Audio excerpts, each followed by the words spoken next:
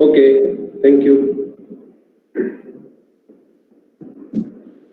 Okay, in our previous lecture, we started Unit 1, Part 2, and we discussed about the angle modulation.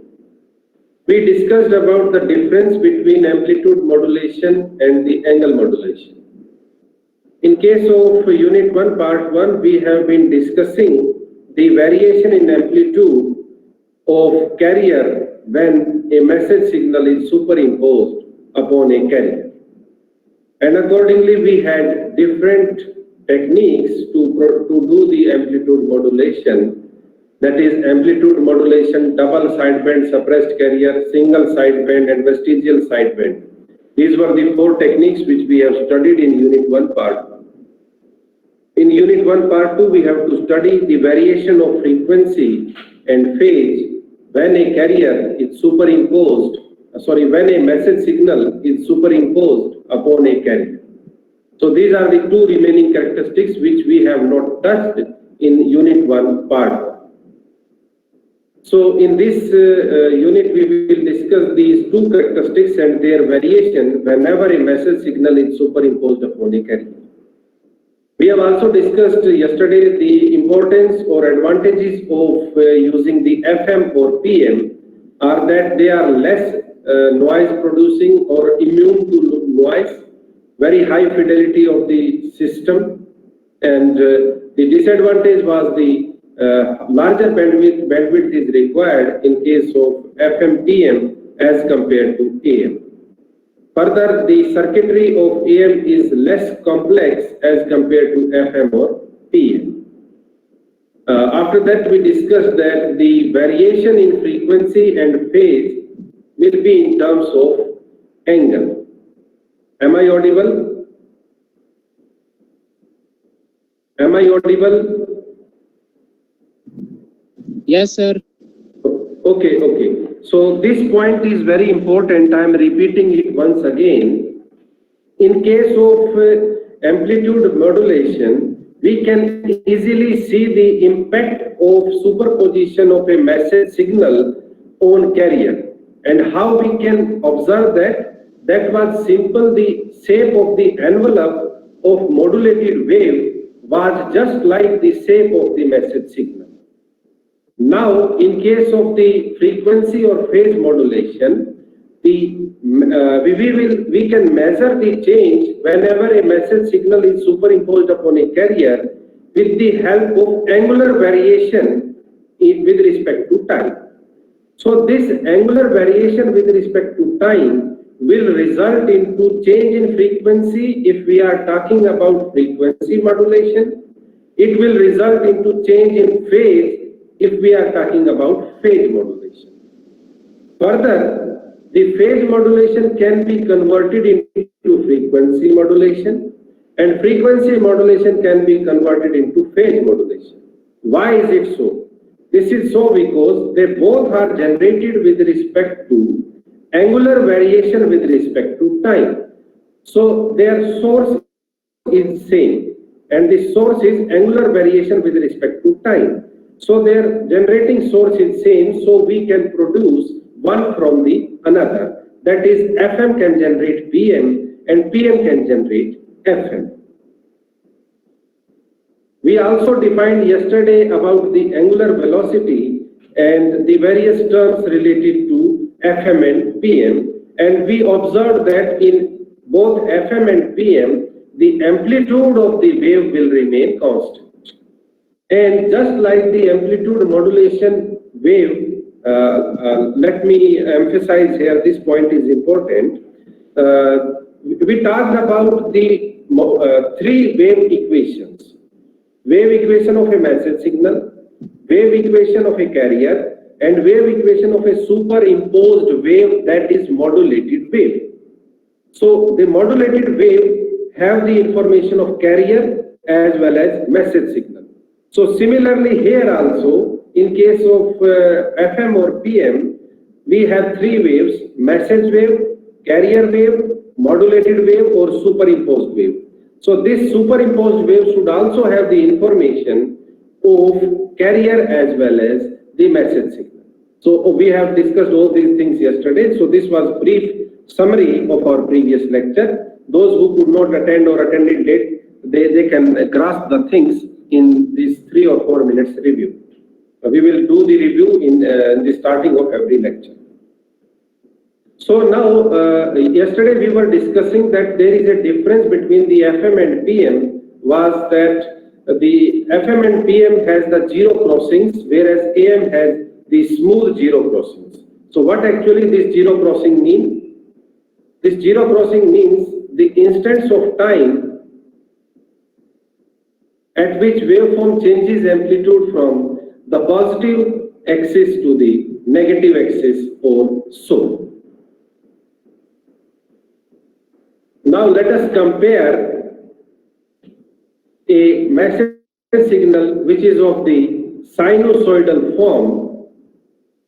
Our message signal is of the sinusoidal form. It is superimposed upon a carrier. When these two are superimposed on one another, it results into 3 different modulation techniques. And what are these 3 different techniques? These are the amplitude modulation, phase modulation, and frequency modulation. So whenever a sinusoidal wave is superimposed upon a carrier, the message signal of amplitude modulation will look like this figure number A. And same sinusoidal signal superimposed upon carrier, the message signal will be like B, that is phase modulation, and the third one will be the frequency modulation.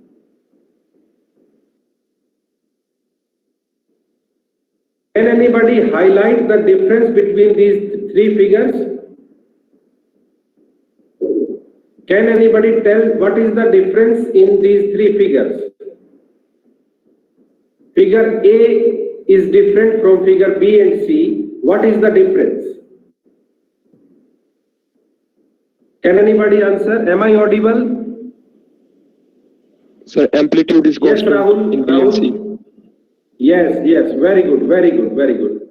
So this is what I was trying to explain it to you, that in case of, if you see, I will devote a bit more time on this slide, because this slide will make a clear picture in your mind in the amplitude modulation and angle modulation techniques.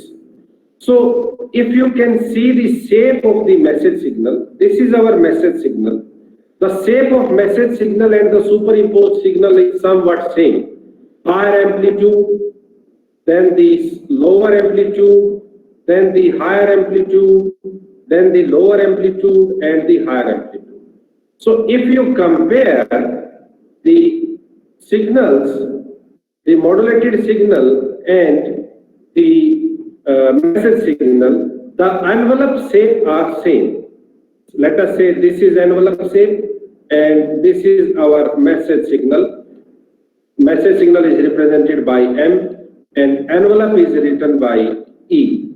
So they both are same. So here continuous variation in amplitude is there, hence the name amplitude modulation. But if you see the figure number 2 and the figure number 3, the amplitudes are almost constant in both the cases. So in this technique, the amplitude will remain the same, whereas the frequency or the phase will change. You can easily notice the compression and stretch regions in this figure. This is a stretch region, this is a compressed region. So obviously in the compressed region the frequency will be high, and in stretch region the frequency will be low. Similarly here also there is a change in frequency lag, and far ahead are the consequences of frequency modulation. So similarly, let us try the another wave. Let me enlarge this.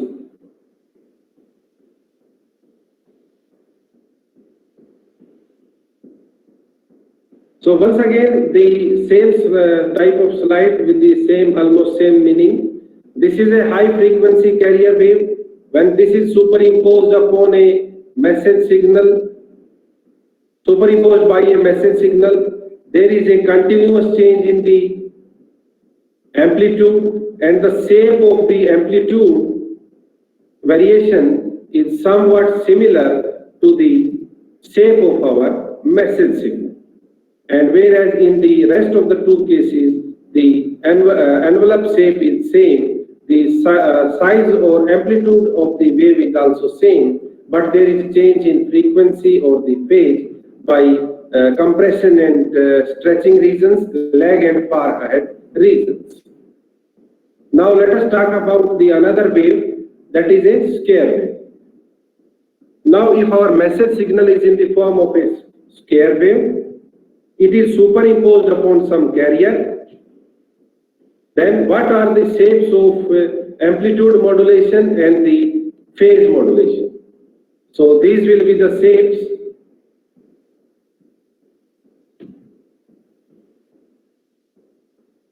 So this first figure will represent the shape of the amplitude modulation. You can clearly see if we draw the envelope will have a shape somewhat similar to the shape of the message signal. So here continuously our amplitude is changing. So you can clearly see the shape of our message signal, which is similar to the scare wave after modulation technique is done, that is amplitude modulation. Then we can also have phase and frequency modulation. The shapes in phase and frequency modulation are represented by the compression and rear regions, compression and stretching regions. So this is a stretch and this is a compressing region. So in stretch region, frequency is decreased. In stretching region, the frequency is increased.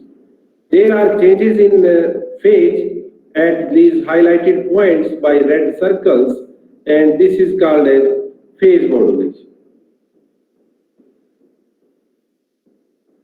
Similarly, if now we have a third type of signal which is continuously increasing. So it is increasing in time, and this increase is linear in shape. So when this type of message signal is superimposed upon some carrier, then this will try to change the amplitude.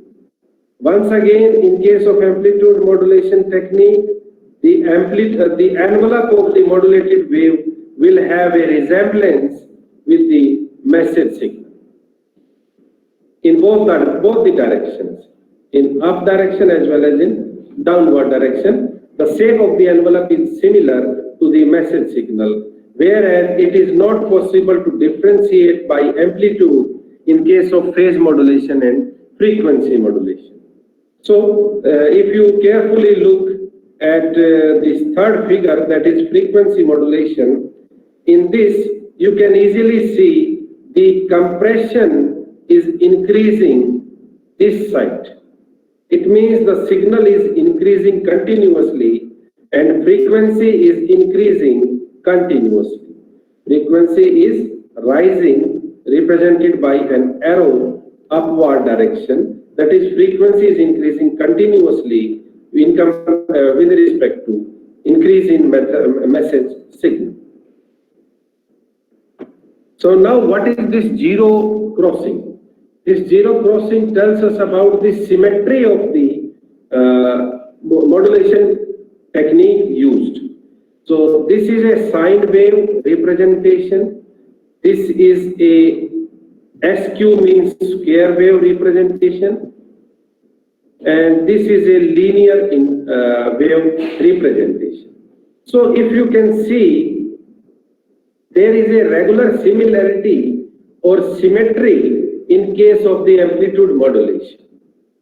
Hello, am I audible? Yes, sir. Okay, can you see the difference in this diagram, that amplitude modulation technique is more symmetrical as compared to the phase modulation and frequency modulation for all the three type of waves. We have used these three type of waves for phase modulation as well as frequency modulation. So whenever we compare these three shapes for three type of signals, we find that the amplitude modulation waves are more symmetric as compared to phase and frequency modulation techniques. So that's why the angle modulated signals exhibit irregular zero crossings because they contain information about the message, and generally the FM and PM messages are irregular in shape. So due to that reason, the three type of crossings are different from one another. Two are same for PM and FM, which are irregular, and amplitude modulation zero crossings are symmetric about the axis. So to summarize the angle modulation and frequency modulation, these are just the previous equations of our yesterday's article. Angle varies with respect to time, and this angle has information related to the carrier represented by 2 pi f ct. Kp mt, this is the message signal.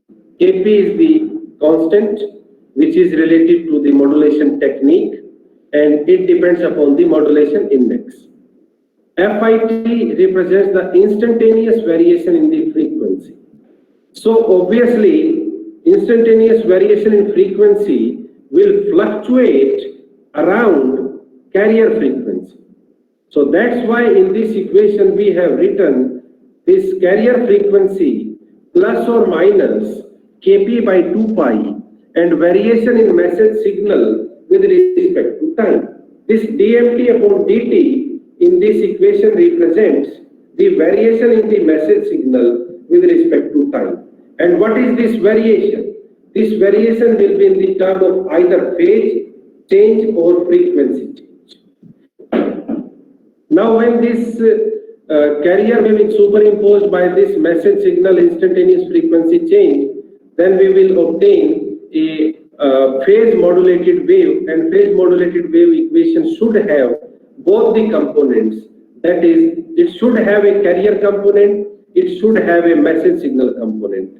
This cos theta t is the complete angle which is represented by first equation on this slide, and this angle has two parts: the angular variation of carrier wave and angular variation of message signal. When angular variation of message signal is superimposed on angular variation of carrier wave, then we get a modulated angle, and that modulated angle should have the information of both the carrier and the modulating wave. Similarly, for frequency modulation, we have instantaneous variation in angle. Yesterday we have discussed that in frequency modulation, this is represented by integration of message signal from a time period from 0 to t, and t is the time period for the message signal, which may be of any type. Instantaneous frequency change will be equal to carrier frequency plus minus this constant factor kf multiplied by the message signal. When this carrier frequency is superimposed upon the message signal, then we get a modulated wave. Again, this modulated wave should have both the components. It should have the carrier component represented by 2 pi f ct. It should also have the message signal represented by 2 pi kf integration of message signal over time in the limits 0 to t. Now, how to generate the message, the FM or PM? We know that hello. So this point is important. We know they both FM and PM can be generated from a single source. And what is that single source? That single source is angular variation of carrier and modulating wave in space with respect to time. So both are generated from theta t. So as the source is same, So we can generate one from the another. So we can generate FM from a phase modulator, and for this we have a block diagram represented by a message signal which passes through an integrator. And what will this integrator will do? Can anybody tell me a electronic circuit which performs the operation of integrator or a differentiator? Can anybody answer this?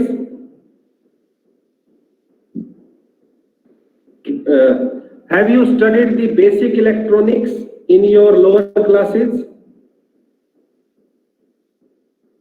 Hello? Have you studied op-amps, operational amplifiers? No, sir. No, okay. So these are the electronic equipments which perform the operation of addition, subtraction, multiplication, division, differentiation, integration. So this integrator is nothing but a op-amp. This will be a op-amp, let me mention here, operational amplifier. So these are nothing but the operational amplifiers which are capable of performing the mathematical operations like the integrator or differentiator. So whenever this message signal passes through an integrator, the op-amp will perform the integration of that message signal over time period 0 to t. After that, it is passed through a phase modulator and we will get a FM wave after superimposition of a carrier. The reverse of this can also be done, that is, phase modulation can be achieved using frequency modulation. We have a message signal which is passed through a operational amplifier. It will perform the mathematical operation of differentiation on it.